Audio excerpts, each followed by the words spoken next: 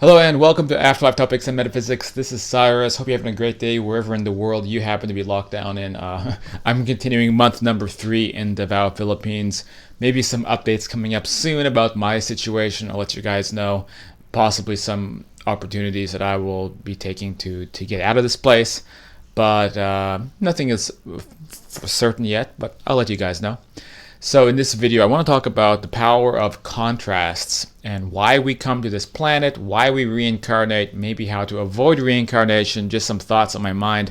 Last night when I was reading this near-death experience that somebody posted on the group, talking a little bit about the main purposes, the main points in life, similar things I've heard in other NDEs, and it's definitely food for thought. And so let's get into that. So Jim Habash tagged me in a post and cited this NDE that from somebody he knew. He says a fellow X-ray engineer who was an atheist was dead from a factor 5 clotting due to genetic reasons, and found at home by his wife with no pulse, brought into the hospital, the same hospital where he was the senior X-ray engineer. I'm gonna cut a very long story short. Basically, he's supposed to be a vegetable. He shouldn't have survived that. So he comes back and completely has, as often happens, a completely changed perspective on life. No real material like attachment to anything. Basically says, what do you really think you can take your money and your house and your status with you when you cross over? Like, why are you going to shove it up your butt and then hide it in there, and then when you die you'll be able to take it with you? So kind of funny. And so as usually happens when you learn about that side or you have an experience on that side, you start shifting priorities a little bit because you think, well, look, I mean, there's a lot to offer over there. Why am I so attached to stuff happening here? Why do I, feel so much desire or pressure to accumulate wealth or power? Like, what does it matter here? It doesn't mean anything unless I can learn something from it, or it benefits my life in some way, or improves my life, improves other people's lives.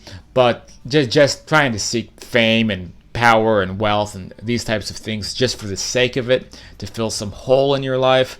Like, once you fill that hole, you don't need that stuff anymore. So a good message, but I'm gonna skip way down to basically he went into like a kind of standard non-physical causal type higher plane of existence and met by a array of entities who appear as, surprise surprise, formless orbs of light. This is sometimes what people like to look like over there. Not me personally. I would much rather look like Osiris or any kind of human figure. I'm just a fan of, I don't know, I agree with Leonardo da Vinci and thinking, or Michelangelo, or thinking of the human body as a work of art.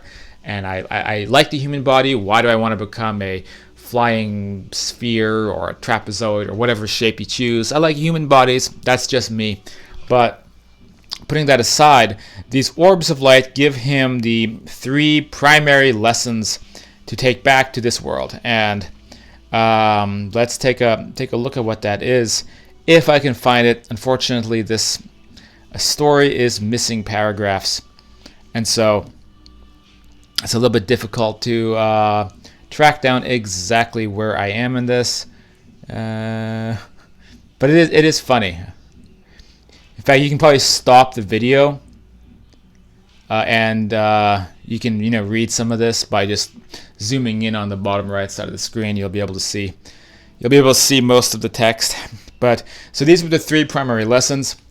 Before we get into these, you are watching Afterlife Topics and Metaphysics, where we discuss these issues in a matter-of-fact way, major philosophical, metaphysical topics. If you like that kind of thing, please go down and hit that subscribe button, or consider becoming a patron or donating. The links are in the bottom left side of the video. Subscribing helps keep this channel going. Check to see if you're still subscribed, because YouTube has been kicking people off the channel. Okay, so the 3 main points that these orbs of light were telling this X-ray technician guy. It's number 1, everyone is connected to everyone else, and you have free will on Earth to bring the whole planet up or down, but all your actions are like a butterfly effect, and everything you do has an impact on everyone else, even the smallest things.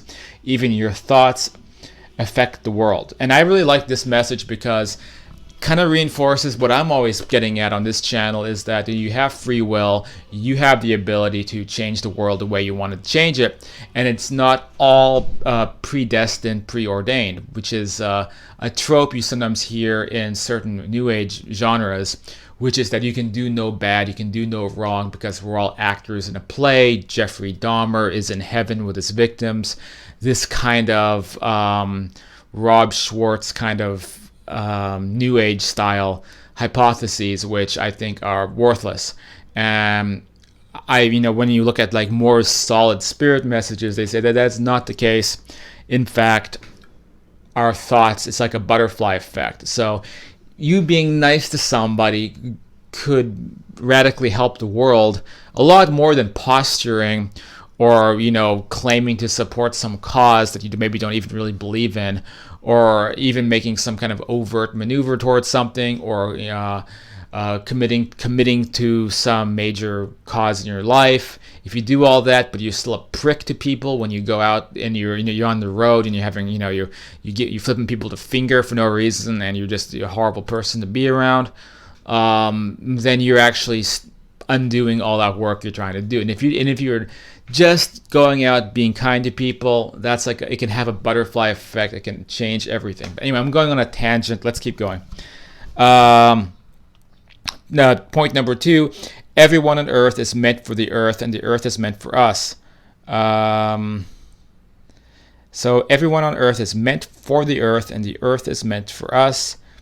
That's just the same, I don't know, unity-based message again, that we're all in this together, and this is supposed to be something that we're all using our time on earth for the purposes of whatever it is we're here to learn, discover, or evolve as souls.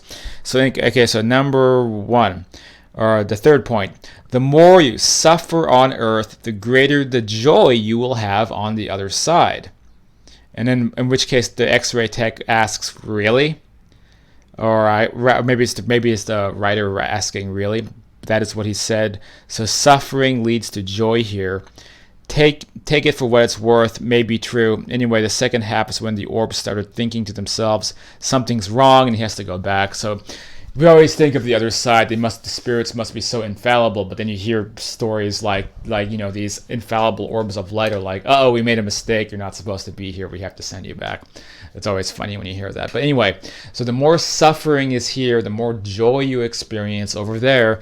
And this is one of those danger areas where I think it's easy to get carried away and misinterpret this in a way that could result in having one of those skewed opinions about the other side, where, again, like I said before, the moral relativism, saying, oh, I should be thanking the angels that I'm having this horrible time right now, and I'm experiencing so much grief. Thank you, angels. It's not really like that. I did some thinking about this, and I actually agree with this message, because what it's doing is it's highlighting the power of contrast, which creates joy in this life and obviously would create joy in that life. And I think it's one of the key elements to having joy in this life. And it does come through, if not suffering, the ability to have perspective about your life. And if we can generate contrast for ourselves and make it into part of our lives, then number 1, it seems like we shouldn't have to reincarnate if that's the case. So that, if we can develop that ability naturally, maybe we don't have to do something as extreme as come here in order to enhance the growth and meaning of our existences. And likewise, we can here in this world experience more contrast, add more joy into it by doing it. So I'm going to give a couple examples of that. So most obviously, when someone is born into a rich family, they tend to be miserable, and I've known a lot of kids like that growing up, and then into my adulthood. And then when I used to be like a luxury taxi driver, believe it or not. So I'd have clientele in the back seat who were like these kids from rich families, and I say kids because the age range can be between 18 up into like their 40s, but they just, they've never had any life experience. Everything's handed to them. They tend to be neurotic messes going from, between rehab clinic to rehab clinic, because they can't find much meaning in life, and they're really miserable because they've never had to work for anything. They've never been challenged. And they're, I legitimately felt bad for some of that clientele that I used to have. I was doing that job probably like in my mid-20s. Um, and I could also relate because I grew up in a wealthy family, and then my family lost everything, and then for the next half I was in poverty. So it's really interesting because I had that contrast kind of built in, growing up. Maybe that was a good thing. So the point is that you can't appreciate living in some luxury place or doing whatever you want, having freedom to enjoy whatever you want, having free time, for example, being able to enjoy life. Sometimes, you can still do that, but it's really difficult to enter a state of appreciation and understanding of the life you have and what it really means unless you can experience the contrast to that. So how can you do that in kind of a clever way that's still, I suppose, safe to your mental health?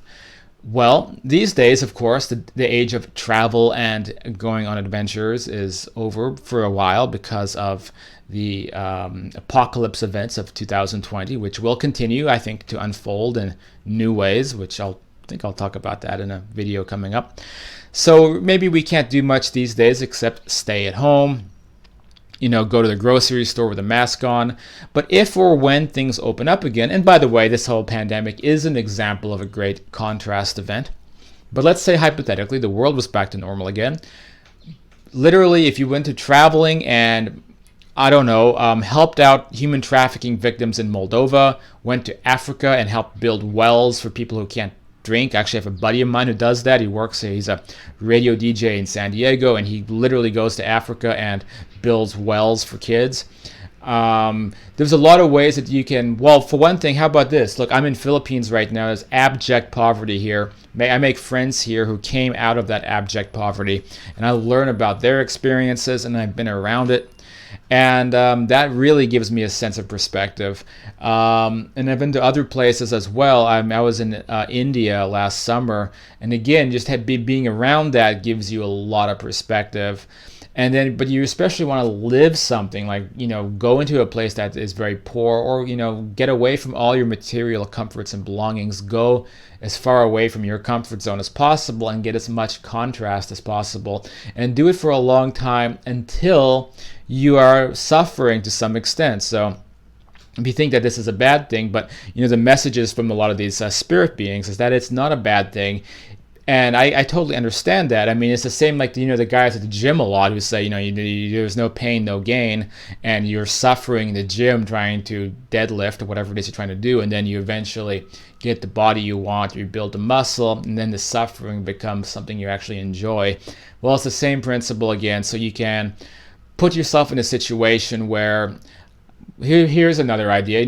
We take for granted electricity and running water and things like that. If you go out and live in the woods with no electricity, like in a cabin for a month, or do something wild like that, you will come in. Let's say 3 weeks in, you're going crazy, and all you want is just to have hot running water again, and some kind of electricity, some kind of comfort from home. You get out of that situation, you come back to your old home again, your old life, and that hot water is going to feel so good. That electricity is going to be so great. The relaxation is going to be so good. And this almost immediately and for a long period of time afterwards allows you to really be focused in the moment and really be able to enjoy what you have. So my main thesis for this little speech today is that this is why people, I think, for the most part, reincarnate, come to this planet. So instead of thinking about, this is the only way to be able to experience contrast, there's a reason why I'm always encouraging people to look at the accounts of the Earth-like astral conditions. Kind of like I was, a couple of videos back going, interviewing Deb, the medium, and learning about the very, very physical and real nature of the other side. When I hear about people in a complete paradise world where everything is perfect and everything is given to you, I think about the clientele I've had in when I was working as the luxury chauffeur, who came out of those situations and they were neurotic and antsy and they really wanted to do something with their lives. And I'm thinking to myself, you know what? To have a balanced existence, you need to be able to balance some level of getting dirty and being in difficult situations and learning from that, growing from that, and be able to contrast it with being in an ideal, perfect, wonderful world, so that you can appreciate and understand why that kind of world is so wonderful, why it is so great, why being in those conditions are so great. So you have to be able to switch between these types of worlds, which is why, for me personally, I wouldn't want to go into a higher dimensional realm of existence where everything is heavenly and beautiful and perfect, without also having access to like a gritty, very, very imperfect or very difficult type of realm of existence as well. And it seems like this is a message that comes up again and again in a lot of NDEs, which is that a soul comes from a kind of perfect place like that and then comes here to get that contrast, get that perspective. Problem with coming here is that I'm afraid it's too dangerous to your psyche. I mean, you can have a series of bad events here, and it can harm your mental ability. You can end up, in some kind of long-term negative state of mind. And we learn about this from exploring like the dark astral environments that people report and people have gone to. And that, and also the amnesic effect, like wiping your identity clean, coming back as a new person, for having to at least temporarily forget your greater existence, seems counterproductive to me. So why go through all that if we can maybe recreate those types of conditions on the other side? We learn about these very Earth-like astral, middle astral planes of existence, the places that I often end up when I'm going out of my body, that many people talk about, many people report and experience. And I think there's many opportunities in those environments to, get into the nitty-gritty of life, into the, experience that contrast, experience a kind of I guess you could call it a kind of spiritual poverty, if you will, and use those contrast experiences so that you can go back to a higher level of existence and be able to be happier in there, appreciate it, understand it. And that seems like a pretty good solution to me. And then likewise here in this world, if you feel unsatisfied or maybe you don't appreciate what you have or where you are, you should consider making a strategy to have a controlled contrast experience. You can go on a little quest, go on a little journey, do something to put yourself in a situation where you can again learn to appreciate what you have, or your first world amenities. I'll leave this off by mentioning like my buddy who came out of the Marine Corps. Actually, it's Nate. If you watch, I know you watch the channel sometimes. Nate, how you doing? And you told me that story about how you were in the middle of battle, and for weeks on end in Iraq, and life was just complete hell. And a life-changing experience was actually finding a hot chocolate mix out of an MRE, and mixing it with some hot water and tasting chocolate again after weeks of fighting and being in these incredibly hellish conditions. And that was an incredible spiritually transformative experience. And I often think about that as a perfect example of what I'm talking about, which is that we need that contrast experience to be able to imagine how a cup of hot chocolate could become a spiritually transformative experience. That's how contrast can transform our lives. And again, so when people have NDEs, this is often the message they get about why they come to this world. And I'm saying, if you're like me and you don't think reincarnation is always such a good idea, why not focus on building kind of like deliberately having contrast experiences, whether this world or the next, so that we can use that to continually have the most fulfilling lives possible. But I just think it takes a level of discipline and maturity to do that, by understanding if you're going to go have this tough experience, it's going to help you grow and appreciate what you have. So you have to be willing to go out and get dirty and do something that's uncomfortable so that you can come back to your old life again and have a renewed sense of vigor about it.